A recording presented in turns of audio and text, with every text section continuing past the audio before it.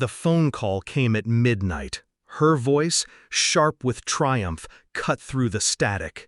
"We burned your company down." I sat up in bed, sheets falling to the floor. My chest tightened, not with panic, but with something sharper. Anticipation. I grabbed my keys, drove across the city, headlights slicing the night. Smoke still lingered in the air when I pulled up. The building smoldered, flames dying in black ash. My old office, my old empire. I laughed. They thought they'd broken me, but what they burned wasn't mine anymore. Backstory set up, established the relationship. I met Lena at 24. She was all sharp heels and soft smiles, ambition wrapped in perfume. We built everything together, late nights over takeout, signing papers with trembling hands, the first office key turning in the lock. Back then, she'd whisper, "It's you and me against the world." I believed her. God help me, I believed her. The company grew, clients, contracts, the glittering life that follows money. But glitter blinds. Somewhere between the champagne toasts and boardroom victories, her eyes started drifting. Not at me, at the numbers, at the power, and at Damon, my business partner, my friend. Discovery of betrayal. It started with absences. Lena missing dinners, Damon leaving meetings early. I brushed it off. Stress, deadlines, excuses. Then one night, her phone lit up on the counter. A message. "He's asleep. Come over." No name. But I knew. I didn't confront her, not then. I poured myself a drink and stared out the window until dawn. Rage sat heavy in my chest. But rage is sloppy. I needed precision. So I watched. Patterns emerged. Their whispers, their sudden investments, their eagerness to push me into time off. They weren't just together. They were positioning against me. Shift in mindset. Strategic planning begins.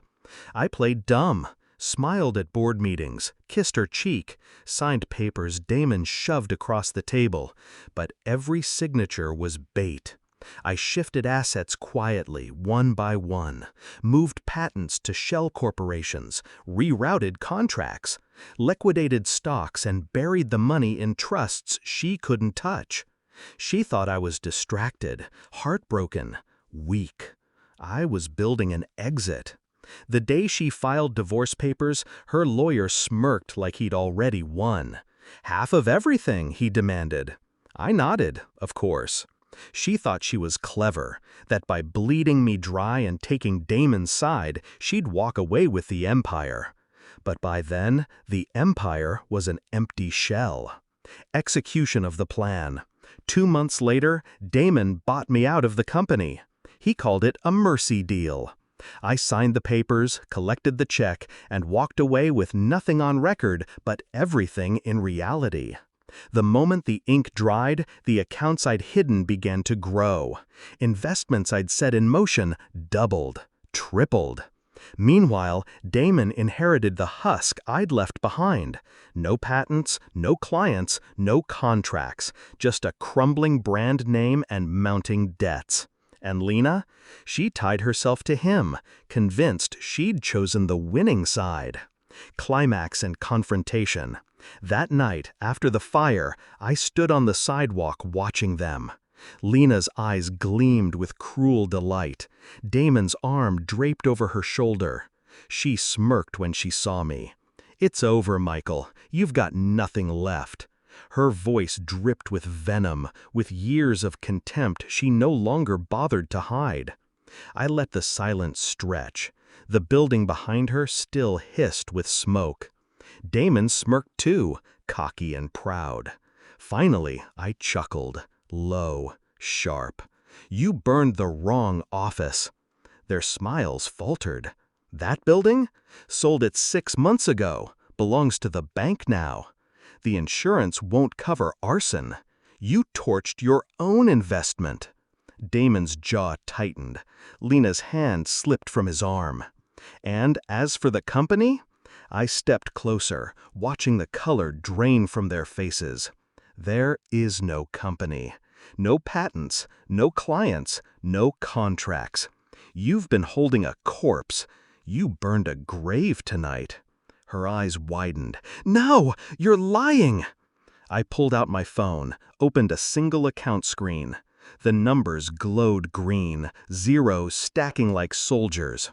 While you were busy stabbing me in the back, I was already gone.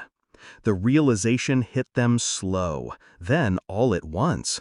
The arrogance melted into fear, panic, desperation. I savored it. Resolution and emotional release. I left them standing in the smoke, broken and silent.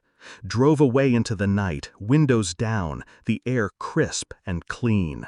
For the first time in years, I felt light, free. Justice doesn't always roar. Sometimes it whispers. Sometimes it waits. They thought betrayal was their victory. They thought fire was their weapon.